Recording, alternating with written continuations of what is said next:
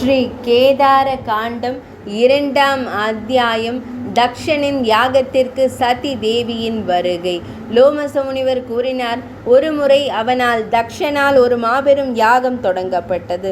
அந்த யாகத்திற்காக தீட்சை பெற்றிருந்த அந்த தவசியால் தக்ஷனால் அனைவரும் அங்கு வந்து கலந்து கொள்ளுமாறு அழைக்கப்பட்டனர். வசிஷ்டர் உள்ளிட்ட பல முனிவர்கள் அங்கு வந்தனர். அகஸ்தியர், கஷ்யபர், அத்திரி, வாமதேவர், பிருகுமுனிவர், ததீச்சி, புனித பெருமானான வியாசர், பரத்வாஜர் மற்றும் கௌதமர், இவர்களும் இவர்களை போன்ற வேறு பல மாமுனிவர்களும் அங்கு கூடினர். அதே போன்று தேவர் கூட்டங்கள் அனைத்தும், திக்பாலகர்கள் உள்ளிட்டோர், வித்யாதரர்கள், கந்தர்வர்கள், கிண்ணறர்கள் மற்றும் தேவமங்கையர் கூட்டங்களும் அங்கு வந்தன. உலகங்களின் பிதாமகரான பிரம்மதேவர் சத்தியலோகத்திலிருந்து அழைக்கப்பட்டார். அதே போல பகவான் ஸ்ரீ மகாவிஷ்ணு மூர்த்தி வைகுந்தத்திலிருந்து அந்த யாகசாலைக்கு அழைக்கப்பட்டார். மிகுந்த ஒளியுடன் திகழும் தேவேந்திரன் இந்திராணியுடன் இணைந்து அங்கு வந்தார். அதே போல சந்திர பகவான் ரோஹிணியுடனும் வருண பகவான் தன் பிரியமான மனைவியுடனும் அங்கு வந்தனர். குபேரன் தன் புஷ்பக விமானத்தில் ஏறி அங்கு வந்தார். வாயு பகவான் தன் மானின் மீதும், அக்னி பகவான் தன் ஆட்டின் மீதும், நிருதி ஒரு பேயின் மீதும் ஏறி அங்கு வந்தனர். இவர்கள் அனைவரும் அந்த அந்தணரின் யாகசாலைக்கு வந்தனர். அவர்கள் அனைவரையும் தீய எண்ணம் கொண்ட தக்ஷன் வரவேற்று உபசரித்தான். சிறந்த மதிப்பும் மிகுந்த பொலிவும் கொண்ட பிரம்மாண்டமான மற்றும் தெய்வீகமான இருப்பிடங்கள் நற்பண்புகள் நிறைந்த துவஷ்டாவால் மிக நேர்த்தியாக கட்டி அமைக்கப்பட்டன. வந்திருந்த விருந்தினர்கள் தங்கள் விருப்பத்திற்கு ஏற்ப அந்த இருப்பிடங்கள் அனைத்திலும் தங்கி அமர்ந்தனர். புனித தலமான கனகலையில் அந்த மாபெரும் யாகம் தொடங்கிய போது பிருகுமுனிவரை முதன்மையாக கொண்ட தவசியர்கள் அவனால் தக்ஷனால் ரித்விக்குகள் யாக சடங்குகளை நடத்துபவர்களாக நியமிக்கப்பட்டனர். பின்னர் தக்ஷன் முறைப்படி யாக தீட்சை பெற்று கொண்டான்.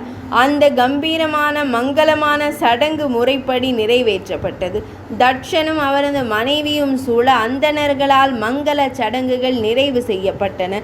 எப்போதும் தன் நண்பர்களால் சூழப்பட்டிருந்த தக்ஷன் தன் பெருமையினால் தனிச்சிறப்புடன் விளங்கினான். இந்நிலையில் அங்கே ததீச்சி முனிவர் பின்வரும் வார்த்தைகளை கூறலானார். ததீச்சி முனிவர் கூறினார், இந்த முதன்மையான தேவர்களும் பெரும் முனிவர்களும் திக்பாலகர்களும் தமது யாகத்திற்கு வருகை தந்துள்ளனர். ஆயினும் உன்னத ஆன்மா கொண்டவரும் பினாகம் வில்லேந்தியவருமான அந்த பெருமானின் முன்னிலை இன்றி இந்த யாகம் முழுமையான பொலிவுடன் திகழவில்லை. அனைத்தும் அந்த பெருமானின் அருளாலேயே மங்களமாகவும் சிறப்பானதாகவும் அமைகின்றன என்று பெரும் கற்றோர் கூறுகின்றனர். ஆதி புருஷனாகவும் இடப கொடியை உடையவனாகவும் நீலகண்டனாகவும் சடை முடியை அணிந்தவராகவும் திகழும் அந்த பெருமான் இங்கே காணப்படவில்லை. தக்ஷனே, அந்த பெருமானின் தலைமை மற்றும் அங்கீகாரத்தை பெற்றால் அமங்கலமானவையும் கூட மங்களமாக மாறிவிடுகின்றன. ஆனால் அந்த முக்கன் முதல்வன் இல்லை என்றால் மிகவும் மங்களமானவை கூட கன பொழுதில் தங்கள் மங்கள தன்மையை இழந்து விடுகின்றன. எனவே பிரம்மதேவர், சர்வ வல்லமை படைத்த பகவான் ஸ்ரீ மகாவிஷ்ணு மற்றும் தேவேந்திரன் ஆகியோரின் துணையுடன் தாமே முன்வந்து அந்த பெருமானை உடனடியாக அழைக்க வேண்டும். அவர்கள் அனைவரும் மகேஸ்வர பெருமான் வீற்றிருக்கும் இடத்திற்கு செல்ல வேண்டும். அவரை தாட்சாயினியுடன் தேவி சதியுடன் அழைத்து வாருங்கள். விரைந்து செயல்படுங்கள். எவரை நினைப்பதாலும் எவருடைய திருநாமங்களை உச்சரிப்பதாலும் புண்ணியங்கள் முழுமை பெறுகின்றனவோ அந்த யோகியாகிய சம்புமூர்த்தியின் வருகையால் அனைத்தும் பரம புனிதமடையும். ஆகையால் உங்கள் முழு முயற்சியையும் பயன்படுத்தி அந்த இடபக்கொடி வேந்தனை இங்கே அழைத்து வர வேண்டும். அவர் கூறிய இவ்வார்த்தைகளை செவிமடுத்ததும் தீய எண்ணம் கொண்ட அந்த தக்ஷன் ஏளனமாக புன்னகைத்து கொண்டே இவ்வாறு கூறினான், மெய்யாகவே தேவர்களின் மூல காரணமாக திகழ்பவர் பகவான் ஸ்ரீ மகாவிஷ்ணுவே. அவரிடத்தில் தான் நித்தியமான தர்மம் நிலை பெற்றுள்ளது. வேதங்கள், யாகங்கள் மற்றும் பல்வேறு வகையான புனித சடங்குகள் அனைத்தும் அவரிடத்திலேயே நிலை நிறுத்தப்பட்டுள்ளன. அத்தகைய பகவான் ஸ்ரீ மகாவிஷ்ணுவே இங்கு வருகை தந்துள்ளார். உலகங்களுக்கெல்லாம் பிதாமகரான பிரம்மதேவர் வேதங்கள், உபநிடதங்கள் மற்றும் பல்வேறு வகையான ஆகமங்கள், சாஸ்திர நூல்கள் சகிதம் சத்தியலோகத்திலிருந்து இங்கு வருகை தந்துள்ளார். அதே போன்று தேவர்களுக்கெல்லாம் அதிபதியான தேவேந்திரனும் தனது தேவர் கூட்டத்துடன் இங்கு வருகை தந்துள்ளார். அவ்வாறே பாவமற்ற முனிவர்களான நீங்களும் இங்கு வருகை தந்துள்ளீர்கள். ஒரு யாகத்தில் பங்கேற்க தகுதியுடையவர்களாக கருதப்படும் அமைதி குடிகொண்ட சான்றோர் அனைவரும் இங்கு வருகை தந்துள்ளனர். உங்கள் அனைவரும் வேதங்கள், வேத விளக்க உரைகள் மற்றும் பரம்பொருள் தத்துவம் ஆகியவற்றில் ஆழ்ந்த புலமை பெற்றவர்கள். உங்கள் அனைவரும் தத்தமது புனித சடங்குகளையும் விரதங்களையும் கடைபிடிப்பதில் உறுதியுடன் திகழ்பவர்கள். இவ்விஷயத்தில் ருத்ரனால் நமக்கு என்ன பயன் விளையப் போகிறது? அந்தணரே, என் மகளை நான் அவனுக்கு மனம் முடித்து தந்தது உண்மைதான். ஆனால் பிரம்மதேவர் என்னை வற்புறுத்தி கேட்டுக்கொண்டதாலேயே நான் அவ்வாறு செய்தேன். அந்தணரே, அவன் உயர்குடியில் பிறந்தவன் அல்லன். அவன் அழிவுக்கே உரியவன். மேலும் அழிவு பாதையில் செல்பவர்களுக்கே அவன் எப்போதும் உற்ற தோழனாக திகழ்கிறான். பூதங்கள், பிரேதங்கள் மற்றும் பிசாசுகளுக்கு அவனே ஏக பெருந்தலைவனாவான். அவனது இயல்பை உசித்தறிவது மிகவும் கடினம். அவன் தன்னைத்தானே பெரிதும் மதித்து கொள்பவன். அவன் மயக்கத்திற்கு ஆட்பட்டவனாகவும் பிடிவாத குணம் கொண்டவனாகவும் விளங்குகிறான். அவன் அதிகம் பேசாதவன், பொறாமை குணம் கொண்டவன், பிறருக்கு தீங்கு விளைவிக்கும் தீய எண்ணம் கொண்டவன். இந்த புனித யாகத்தில் பங்கேற்க அவன் சற்றும் தகுதியற்றவனாவான். அதனால்தான் நான் இப்போது அவனை இந்த யாகத்திற்கு அழைக்கவில்லை. எனவே அந்தணரே, இது போன்ற வார்த்தைகளை நீங்கள் இனி ஒருபோதும் மீண்டும் உச்சரிக்கலாகாது. எனது இந்த மாபெரும் யாகம் சிறப்புற நடைபெற வேண்டும். உங்கள் அனைவராலும் கூட்டாக வெற்றிகரமாக்கப்படும். அவரது இவ்வார்த்தைகளை கேட்டதும் ததீச்சி முனிவர் பின்வருமாறு கூறலானார். ததீச்சி முனிவர் கூறினார், தூய ஆன்மாவை கொண்ட இந்த சிறந்த முனிவர்களுக்கும் தேவர்களுக்கும் அந்த உத்தம ஆன்மா சிவபெருமான் இவர்களுடன் இல்லாத காரணத்தினால் பெரும் அநீதி இழைக்கப்பட்டுள்ளது. இங்கு கூடியிருக்கும் உங்கள் அனைவருக்கும் விரைவில் ஒரு பெரும் அழிவு நேரும். இவ்வாறு கூறிய பின் ததீச்சி முனிவர் மட்டும் தட்சனின் யாகசாலையிலிருந்து எதிர்ப்பு தெரிவிக்கும் வகையில் வெளியேறி அவசரமாக தனது ஆசிரமத்திற்கு சென்றார். அந்த முனிவர் வெளியேறியதும் தட்சன் புன்னகைத்து கொண்டே பின்வருமாறு கூறினான். அதோ சிவபெருமானின் வீரமிக்க ஆதரவாளரும் நண்பருமான ததீச்சி என்பவர் வெளியேறிவிட்டார். மந்த புத்தி கொண்டவர்களும் தீய ஆவிகளால் மனம் பீடிக்கப்பட்டவர்களும் வேதங்களுக்கு புறம்பான கொள்கைகளில் ஈடுபாடு கொண்டவர்களும் வேதங்களிலிருந்து விலக்கப்பட்டவர்களும் தீய நடத்தையும் செயல்களும் கொண்டவர்களுமான அந்த துஷ்டர்கள் அனைவரும் இந்த தூய சடங்கிலிருந்து வெளியேறட்டும். நீங்கள் அனைவரும் பகவான் ஸ்ரீ மகாவிஷ்ணுவை முன்னிறுத்தி வேத கொள்கைகளில் பற்றுடையவர்களாக திகழ்கிறீர்கள். அந்தணர்களே, எனது யாகத்தை விரைவில் வெற்றிகரமானதாக ஆக்குங்கள். அதன் பின் அவர்கள் அனைவரும் முனிவர்களுடன் இணைந்து இறைவனை வழிபட்டனர். இதற்கிடையில் கந்தமாதன மலையில் பெரும் தேவியான தாக்ஷாயினி சதி தேவி பல்வேறு வகையான விளையாட்டுகளில் ஈடுபட்டிருந்தாள். அவளை சுற்றிலும் அவளது தோழிகள் சூழ்ந்திருந்தனர். சில சமயங்களில் அவள் தாராகிரகம், நீரூற்றுகளும் நீர்ப்பாய்ச்சல்களும் நிறைந்த அறை எனப்படும் இடத்தில் கீழே விளையாடினாள். சில சமயங்களில் அவள் ஒரு ஆகாய ரதத்தில் வலம் வந்தாள். சில சமயங்களில் அந்த ஆகாய ரதத்தின் நடுவே நின்று கொண்டு பந்து விளையாட்டுகள் போன்ற ஆயிரக்கணக்கான விளையாட்டுகளில் ஈடுபட்டாள். இவ்வாறு விளையாட்டுகளில் ஈடுபட்டிருந்த போது பெரும் தேவியான சதி தேவி சந்திர பகவான் ரோஹிணியுடன் இணைந்து யாகசாலைக்கு செல்வதை கண்டாள். அவள் தனது தோழியான விஜயாவிடம், சந்திரன் இப்போது எங்கு செல்கிறார்? விஜயா, உடனே சென்று விசாரித்து வா என்று கூறினாள். அவளால் இவ்வாறு அறிவுறுத்தப்பட்டதும் சாந்த குணமிக்க விஜயா எனும் அந்த பெண்மணி தேவி சதியின் தோழி அவனிடம் தக்கவாறு வினவினாள். தட்சனின் யாகம் குறித்தும் அது சார்ந்த பிற விஷயங்கள் குறித்தும் அனைத்தும் அவனால் எடுத்துரைக்கப்பட்டன. அதனை கேட்டதும் சாந்த குணமிக்க விஜயா பெரிதும் கலக்கமுற்றாள். அவள் விரைந்து சென்று சதி தேவியிடம் சந்திர தேவனால் கூறப்பட்ட அனைத்தையும் எவ்வித மாற்றமும் இன்றி அப்படியே அவளிடம் விவரித்தாள். தேவியானவள் அதற்கான காரணத்தை இவ்வாறு சிந்திக்க தொடங்கினாள். ஏன் அவர் நம்மை அழைக்கவில்லை? தட்சனின் தந்தையாயிற்றே. என் தாயார் ஏன் இப்போது என்னை மறந்துவிட்டார்? இதற்கான காரணத்தை நான் இப்போதே சங்கரனாரிடம் கேட்டு தெரிந்து கொள்வேன். இவ்வாறு முடிவு செய்தவள் தன் தோழியரை அங்கேயே காத்திருக்குமாறு பணித்துவிட்டு சங்கரனாரை நோக்கி சென்றாள். அங்கே கூடியிருந்த சபையின் நடுவே மிக அற்புதமான ஓர் ஆசனத்தில் வீற்றிருந்த முக்கண் முதல்வனை அவள் கண்டாள். சண்டன், முண்டன், பாணன், பிருங்கி பெரும் தவ வலிமை கொண்ட சிலாதரின் மகனான நந்தி தேவர், மகாகாலன், மகாசண்டன், மகாமுண்டன், மகாசிரஸ், தூம்ராக்ஷன், தூம்ரகேது, தூம்ரபாதன் இவர்கள் உள்ளிட்ட ருத்ரனின் தொண்டர்களான எண்ணற்ற கணங்களால் அவர் சூழப்பட்டிருந்தார். அக்கணங்களில் சிலர் மிகவும் கோரமான தோற்றத்துடனும் அச்சமூட்டுபவர்களாகவும் இருந்தனர். சிலர் தலையற்ற உடல்களாக மட்டுமே காட்சியளித்தனர்.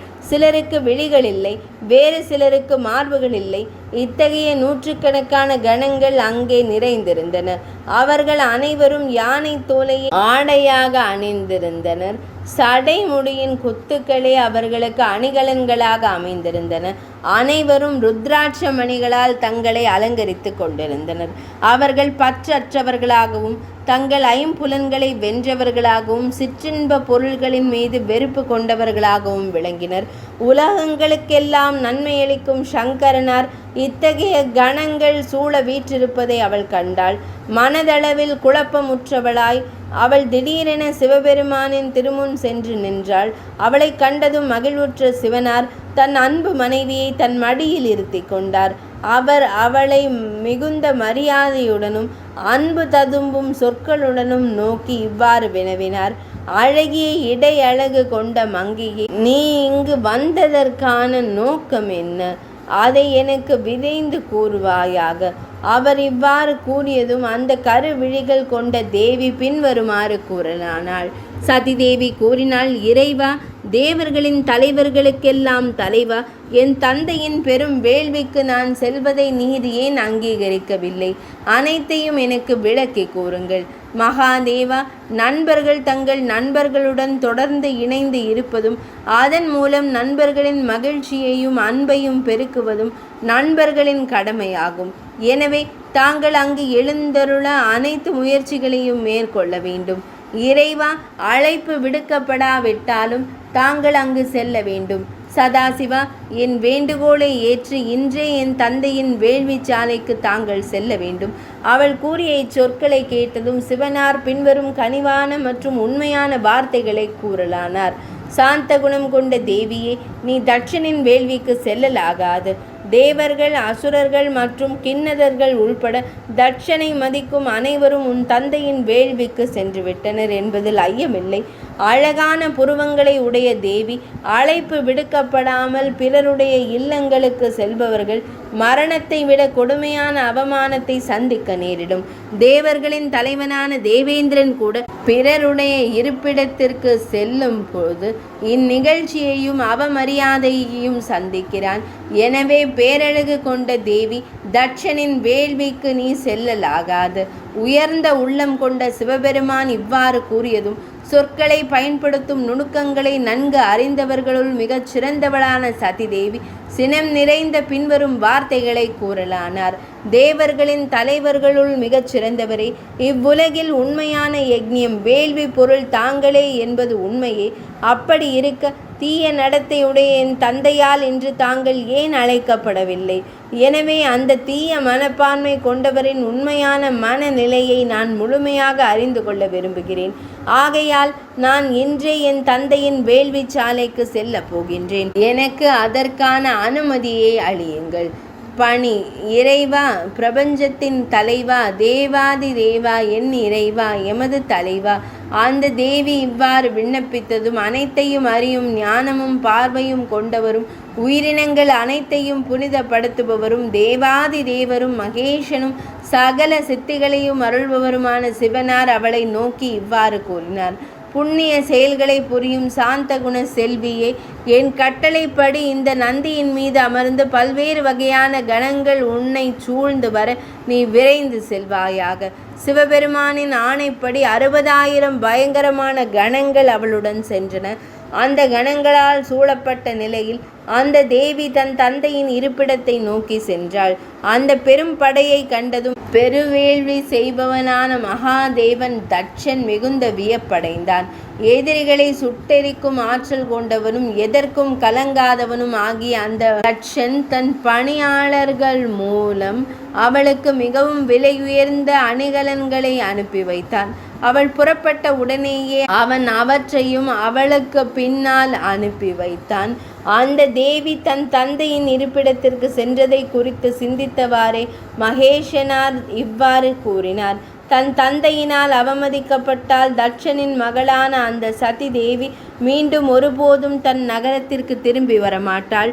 சதியின் தீக்குளிப்பு குறித்த குறிப்புகள் அத்தியாயங்கள் 2 மற்றும் 3. தட்சனின் மகளும் சிவபெருமானின் பத்தினியுமாகிய சதிதேவி தட்சன் நிகழ்த்திய யாகத்தில் அவனது அவமதிப்பிற்கு தானும் தன் கணவர் சிவனாரும் ஆளான பொழுது தீக்குளித்து தன் உயிரை மாய்த்து கொண்ட நிகழ்வை விவரிக்கின்றன. ஆயினும் சிவபெருமான் தட்சனின் மகளை மணந்து கொண்டார் என்பதற்கு எவ்வித வேத சான்றுகளும் இல்லை. ருத்ரனாரான சிவனார் மகாபாரதத்தில் சாந்தி பர்வம் அத்தியாயம் 283 சிவனார் தனது யோக சக்தியை கொண்டு தட்சனின் யாகத்தை அழித்த நிகழ்வு விவரிக்கப்பட்டுள்ளது. ஆனால் இந்நிகழ்வு தட்சனின் மகளான சதி தேவியை சமாதானப்படுத்துவதற்காக அல்ல, மாறாக மலைகளின் அரசனின் மகளும் தனது பத்தினியுமான உமாதேவியை சமாதானப்படுத்துவதற்காகவே நிகழ்த்தப்பட்டது. தட்சன் யாரென்றே உமாதேவிக்கு தெரிந்திருக்கவில்லை. எனவே தட்சன் எனும் பெயருடைய ஒரு பிரஜாபதி அஸ்வமேத யாகம் ஒன்றை நிகழ்த்தி கொண்டிருக்கிறார் என்று சிவபெருமானை அவளுக்கு தெரிவிக்க வேண்டியிருந்தது. இங்கு விவரிக்கப்பட்டுள்ள தட்சனின் மகளான சதி தேவி தட்சனின் யாகத்தில் தீக்குளித்து உயிர் துறந்த கதை மகாபாரத காலத்திற்கு பிந்தைய காலகட்டத்தில் உருவான ஒரு பிற்சேர்க்கையே என்பதை இது தெளிவாக உணர்த்துகிறது. அடுத்த அத்தியாயத்தில் தட்சனின் யாகம் அழிக்கப்பட்டதற்கான முதன்மை காரணமாக உமாதேவியின் சினத்தை தணித்த நிகழ்வே மீண்டும் உறுதிப்படுத்தப்படுகிறது. கேதார காண்டத்தின் 2ஆம் அத்தியாயம் இனிதே நிறைவடைந்தது.